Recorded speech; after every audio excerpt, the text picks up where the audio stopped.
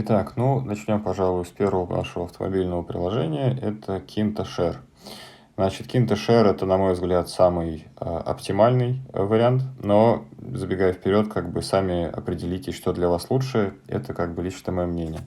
Значит, что мы видим на Kinto Share? Мы видим огромное количество площадок, где установлены, собственно, автомобили, которые вы можете арендовать. И это вот в Стокгольмской зоне, в Упсале, и севернее, соответственно, где-то можно взять машину.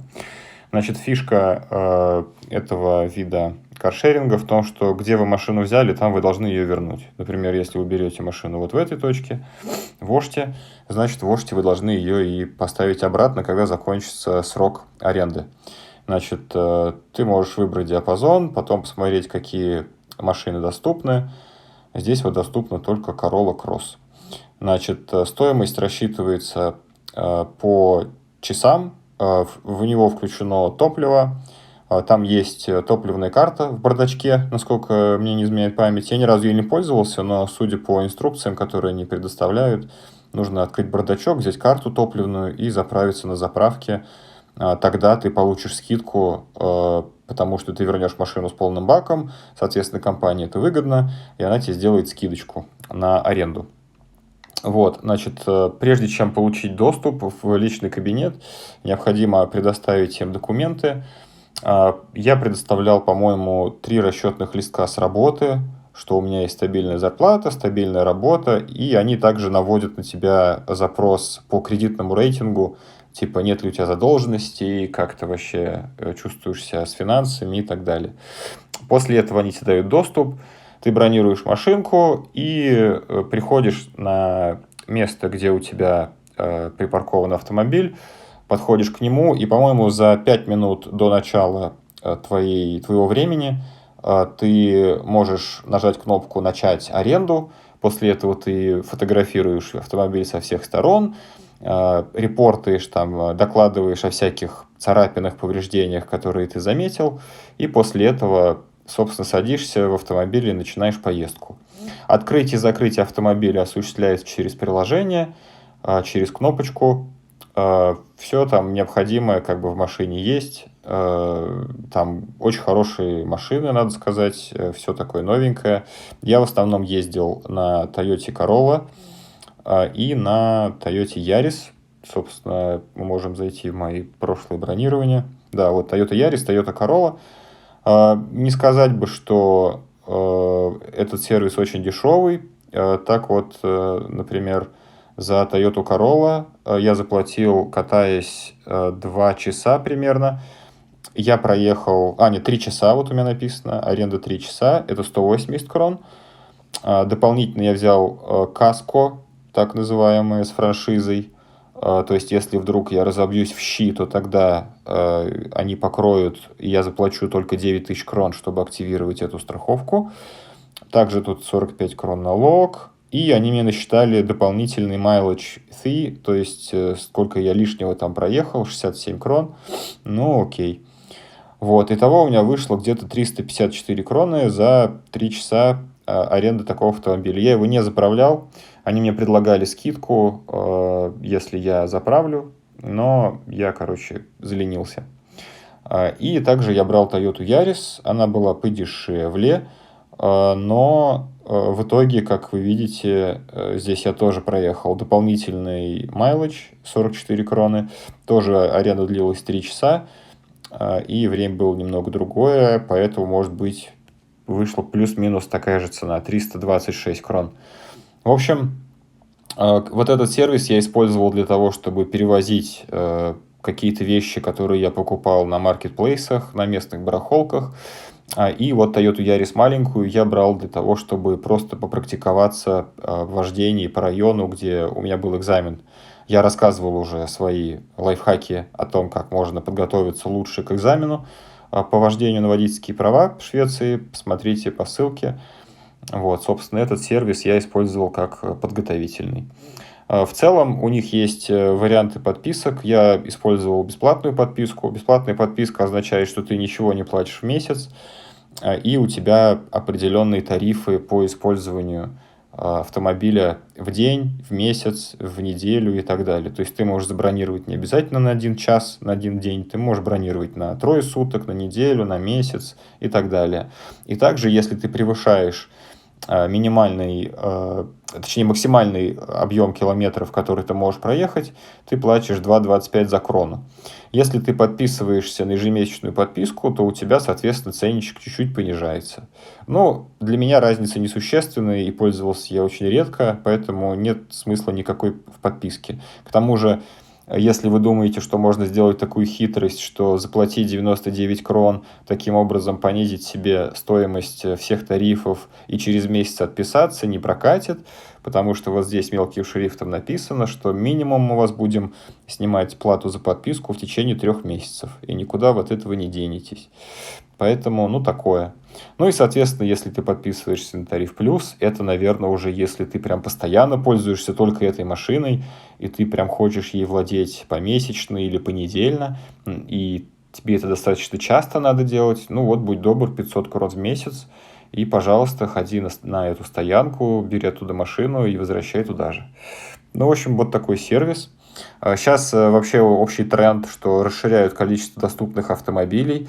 Я видел еще недавно, что не было доступных вот таких вот, например, минивенов грузовых. Очень удобно, если тебе нужно арендовать на несколько часов для переезда или еще каких-то, или встреч, например, родственников каких-нибудь из аэропорта большой группы или друзей. Очень, мне кажется, удобно. Наверное, я когда-нибудь воспользуюсь. В общем, вот это вот все, что я хотел сказать про Kinto Share. Так, дальше я пользовался Volvo On Demand.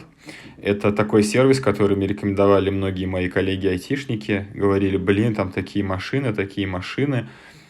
Типа можно взять Volvo в топовой комплектации, насладиться ее динамикой. Даже можно взять электрические машины и так далее. Ну, в общем, я вдохновился, типа, ладно, давай возьму. Мне как раз нужно было встречать в аэропорту нашу бабушку летом, она приезжала к нам в прошлом году. В этом году. Таким образом, она приезжала к нам.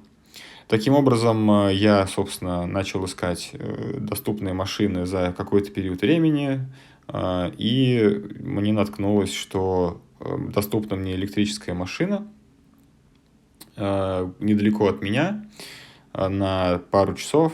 Соответственно, ты выбираешь, что ты хочешь эту машину, и в отличие от Kinto Share, который тебе говорит только общую стоимость в часах, без привязки к километрам, и ты только потом узнаешь, что у тебя еще идет доплата за сверхиспользованные километры. По-моему, в Kinto Share всего 30 километров можно проехать, и это включено в каждый час. Здесь поинтересней. Здесь ты можешь сразу узнать, сколько ты заплатишь. То есть ты вот здесь прям пишешь, сколько примерно ты проедешь километров. Ну, то есть вот в аэропорт, из аэропорта, ну, я не знаю, сколько там километров, ну, пускай будет вот 100 километров. Таким образом, ты знаешь, что у тебя примерно будет 580 крон за 3 часа плюс за 100 километров, которые ты проедешь в течение этих 3 часов. Я считаю, что это более честно, это дает более полную картину. Здесь мы видим, что 2,50 стоит крон в километр за бензиновые автомобили и 1,25 за электрические автомобили. То есть получается, что взять электрический автомобиль будет повыгодней. Вот. Но, как опять же видно здесь, не всегда они могут тебе точно сказать, какая машина тебя будет ждать на месте. Это может быть any model, как написано здесь, и тому подобные вещи. Так что не всегда ты знаешь наверняка, какая машина. Ну, конечно, ты можешь выбрать конкретную, но, наверное, тогда у тебя будет выбор площадок, где ты можешь забрать, ограничен. Вот. Ну, таким образом, 100 километров, 580 крон. Пожалуйста, 4 часа бесплатной отмены, включена, значит, проезд по платным дорогам и бензин. Кстати, у Kinto Share тоже включена эта штука. Также нужно вернуть обязательно машину в то место, где вы ее взяли. Это то же самое. Ну и вот они предлагают еще премиум подписку, которую ты можешь купить. Это у тебя будет, значит, твоя бронь будет в приоритете над теми, у кого нет подписки. Ты можешь если возвращаешь раньше автомобиль, получаешь скидку, и ты можешь отменять поездку даже за 30 минут вместо 4 часов, и с тебя ничего не возьмут больше. Ну, интересно. Также они предлагают различные страховки, которые снижают риски того, что ты попадешь на деньги в случае аварии. Вот. Ну, в общем, вот такая опция. По поводу, какие машины у них есть. C40 электрическая машина, V60 Station Wagon, Urban SAF XC40. Вот XC40 я как раз собрал. V60 с тоу-баром, XC90, Polestar, если вы фанат электрических автомобилей и их дизайна, и XC40 Recharge электрический.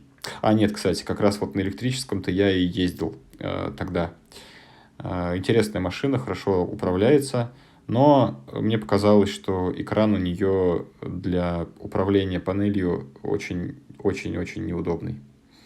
Вот. Ну и, соответственно, здесь внизу можно увидеть ценники за час, да, 330, или не за час, подождите, это за 3 часа получается. Вот, 330 за электрическое Volvo, за Polestar 400 крон, 405 за XC90, за Station Wagon примерно по 330, XC40 330. Ну, в общем, оно все вокруг этого и ходит. В принципе, если вам нужно просто отвезти, привезти кого-то или какие-то вещи, или просто скататься в магазин, то XC40, не XC40, а Volvo будет немного дороже, по моему опыту, чем Kinto Share, но тоже на любителя. Если вам очень нравится машина Volvo, то пожалуйста. Мобильное приложение такое более рассчитано на молодую аудиторию, как мне кажется, в отличие от Kinto Share. Наверное, они проводили какое-то исследование своих пользователей и, собственно, сделали ставку на такой дизайн. Вот. Также здесь нужно сообщать свои данные о зарплате, в частности, тоже за 3 месяца я предоставлял, чтобы они мне открыли доступ к пользованию приложения. И надо сказать, что приложение у меня не заработало из коробки с самого начала. Я использую iPhone, то есть приложение Apple'овское я себе установил, забронировал машину, подошел к автомобилю, когда началась моя аренда, и в этот момент, собственно, ничего не произошло. То есть я просто пытался нажать кнопку «Открыть автомобиль», а автомобиль не открывался. В итоге я был вынужден обращаться на их саппорт, где-то тут вот указан их номер, да, вот call. Соответственно, я звонил в этот саппорт, они говорят, попробуйте выключить и включить, и вот это вот все, переустановить приложение. Я пробовал все варианты. В итоге я потратил минут 15, чтобы попасть в машину.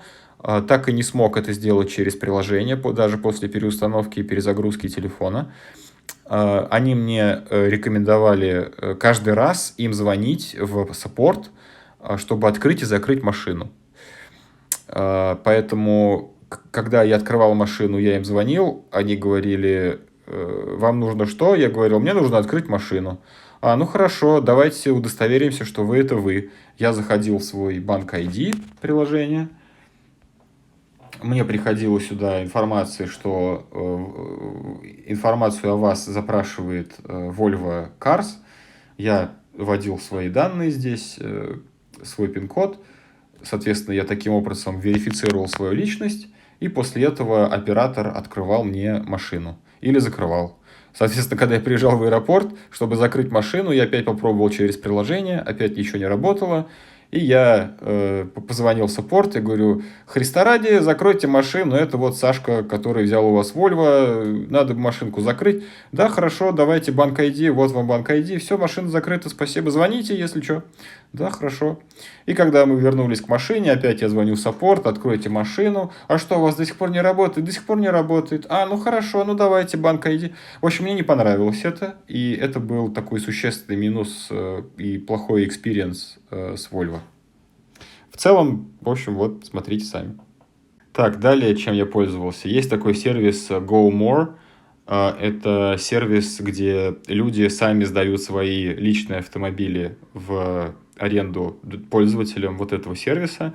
Здесь, по-моему, тоже надо было подтверждать свой доход за счет квитков с работы и, соответственно, иметь банк ID, чтобы подписывать, верифицировать себя для аренды.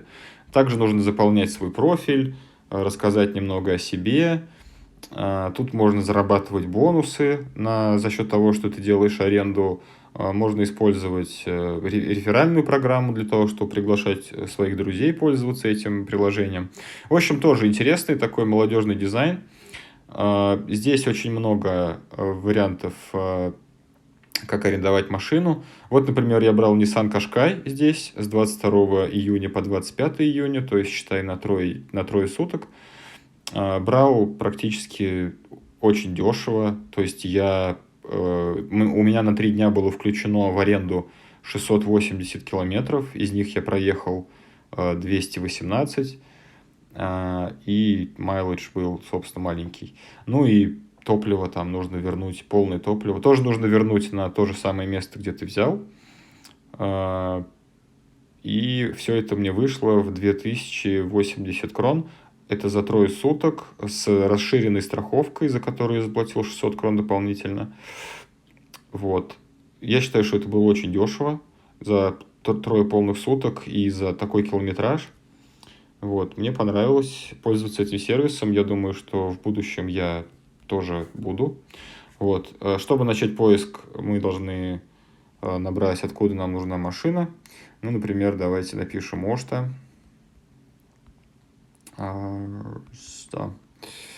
Стокгольм. И когда нам нужна машина, ну, давайте какой-нибудь... На Рождество нам нужна машина. Например, вот с 22 с 9 утра до 25... до 24. Вот так. Кто поедет там куда уже? Так, и вот, собственно, Tesla, пожалуйста, 1100 в день. Здесь есть опции Keyless и Request, то есть доступ к автомобилю будет бесключевой, и также ты должен отправить запрос владельцу этого автомобиля. Не факт, что она будет доступна в этот период времени, он должен подтвердить. Instant — это значит, машина будет доступна, как только ты нажмешь, типа, я хочу эту машину. Вот Passatик за 700 крон в день. Вот, пожалуйста, минивенчик, если вам нужно что-то перевести. BMW троечка за 870. Lynk & Co. О ней я расскажу дальше за 919 в день. Именно такая машина сейчас у нас в хозяйстве используется. Мы ее шарим с нашим другом здесь. Вот, очень хороший автомобиль. Значит, и различные другие варианты в зависимости от того. Соответственно, чем ниже класс автомобиля, чем он будет дешевле. Вот, например, 590 секов в день, 460 за BMW первой серии и так далее, и так далее. Очень разные машины, очень много всяких. И в зависимости от того периода, который вы, соответственно, хотите взять в аренду, машины будут различаться, их доступность будет варьироваться. Например, если у вас в семье там 3 человека и у вас немного багажа, можно взять вообще вот такой маленький Toyota Yaris, вполне хорошая компактная машинка, и на ней гонять достаточно дешево. Вот. Также некоторые оунеры предлагают доставить тебе машину. Вот здесь написано, например, delivery available, то есть они тебе могут прям пригнать ее к дому, чтобы ты не парился. Ну и это значит, доставка это включена уже в стоимость. То есть все можно договориться. Вот Volvo XC60, пожалуйста, 876. Встречаешься с владельцем, он тебе отдает ключики, все рассказывает и поехал. Вот. Интересно будет взять как-нибудь Теслу, попробовать просто погонять. В общем, много возможностей, только денежку плати, как говорится.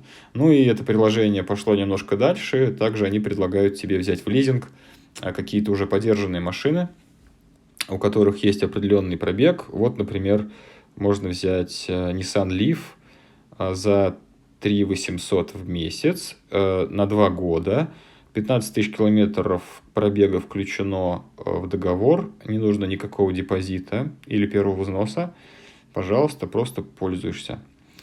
Тоже Nissan Leaf. Теслу можно взять за 9 тысяч крон в месяц на 3 года. Тоже 15 тысяч километров пробега. Причем 24 года Tesla Model 3. Polestar. Ну и там разные другие машины, у них очень много. Ну, естественно, каждый лизинг, который здесь предоставляется, там включена страховка, всякие зимние шины, замена масел всех техосмотров, это все включено. Но все равно иметь машину в лизинг, оно, как правило, дороже и не так выгодно, особенно если ты не так часто пользуешься машиной, как мы, скажем так. В общем, вот такое приложение я бы рекомендовал, наверное, начать с него, для того, чтобы понять, за сколько ты можешь снять машину до того, как ты пойдешь в другие каршеринговые сервисы. Так, ну если хочется прям чего-то совсем особенького, то можно зайти и скачать себе приложение Link.co. Это такой новый бренд под концерном Geely, под которым находится также и Volvo. И, собственно, Link.co — это машина, которая создана на базе XC40. Очень такая простенькая, практически в одном цвете, там, может быть, в черном, да в синем, да и, собственно, и все. Очень симпатичная. Вот. И это приложение, оно позволяет тебе арендовать машину. Ты находишь собственника автомобиля, у которого есть в наличии эта машина. Ты через это приложение заключаешь с ним, значит, такой типа договор об аренде, и он там прописывает какие-то свои условия. Ну вот, например, да, также они говорят, что мы пока не добавляем никаких сервис-физ, пока вы делаете каршеринг, и поэтому они просят отправлять как можно больше фидбэка на использование вот этого всего, потому что это все в бета-версии находится. Ну и, собственно, мы видели с вами, что некоторые машины Link.co выставлены в Go More сервисе, вместо того, чтобы пользоваться вот этой внутренней системой. Наверное, для этого есть какие-то свои причины. Ну и вот, и мы можем вот так, опять же, вознестись над Стокгольмом и посмотреть, кто почем что сдает. Вот, мы можем выбрать, до какой период времени нам надо, и посмотреть, где нам удобнее всего забрать машину. Вон чувак за 20 крон пишет, можно взять. Ну, давай посмотрим. Значит, на 2 часа с 11:30 до 13:30 плагин гибрид Link.co 01 модель. Откроем ее информацию. Вот такая машина. Собственно, гибридная. Не курить, не гонять никаких животных. Значит, тот, кто берет машину, заправляет ее до такого же уровня топлива, как она была. Значит, и бейс — это 20 крон. И тут мелким шрифтом написано, что также мы зарезервируем дополнительно 1000 крон как депозит на случай, если вдруг чего. Мы нажимаем «Брать в аренду», и тут написано самое интересное. Если вы хотите использовать наш сервис, то у вас должны быть права Евросоюза, выданные одной из стран Евросоюза, возрастом более 3 лет. И тут ты такой нажимаешь «Да, конечно, у меня есть». И, наверное, после этого что-то произойдет. Но я сюда уже не ходил, потому что я не знаю, как они делают верификацию, старше у тебя 3 лет водительское удостоверение или нет. Возможно, дальше будет какой-то способ это проверить. Я не хочу этим заниматься. Ну, в общем, суть вы поняли, что они не хотят рисковать, они не хотят давать через этот сервис машины людям, которые только сдали на права, чтобы таким образом защитить тех, кто сдает этот автомобиль в аренду. Наверняка там есть какая-то верификация. Вот, в общем, вот такая вот история, вот такое приложение Link.co. Если хочется экзотическую машинку попробовать, то можно ее вот здесь вот взять. Или воспользоваться другим сервисом типа GoMore, чтобы тоже ей воспользоваться. Так, ну и последнее, наверное, приложение по каршерингу, про которое сегодня поговорим, это iMoshare. iMoshare — это приложение полностью электрических автомобилей, где вы можете их взять в аренду. И в основном здесь машины Volkswagen, Kia и Tesla. То есть вот 3 такие бренда основных. Значит, самая простая — это ID3, которая такая маленькая, типа, наверное, Toyota Yaris в KintoShare, потом Kia EV6, Volkswagen ID3 и Tesla 3. Вот, значит, куча всяких опций, где их можно взять. И основным, наверное, отличием от других сервисов является то, что ты машину можешь оставлять не обязательно в той точке, в которой ты ее взял, а ты можешь ее оставить на любой парковке KintoShare, которую ты, собственно, найдешь. А также одной из фишек этого сервиса является то, что у KintoShare, я не знаю, как сейчас, но какое-то время назад была парковка недалеко от аэропорта Орландо, и было, в принципе, достаточно удобно взять машину, например, вот около дома где-нибудь в Оште, после этого оставить ее недалеко от аэропорта, и там буквально 2 остановки проехать на общественном транспорте, чтобы оказаться в самом аэропорту. Таким образом, ты как бы экономишь на такси до аэропорта, ты добираешься быстро, и плюс ко всему ты как бы получаешь больше комфорта за счет того, что ты едешь как бы на машине, а не в общественном транспорте.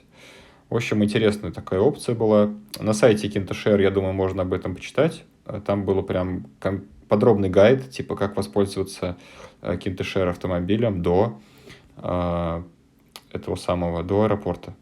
Так, ну и здесь то же самое, есть подписки, они активно пушат в соцсетях, пользуйся нашей подпиской, это выгодно, бери у нас Теслу, мы круче, чем лизинг, потому что у нас дофига всяких парковок и гаражей, где хранятся наши машины, которыми ты можешь пользоваться по подписке, что у нас все включено, и мы все обслуживаем, и вообще классно-классно, мы тебя не привязываем слишком надолго. Вот, пожалуйста, баннеры всплывают, подпишись, только подпишись.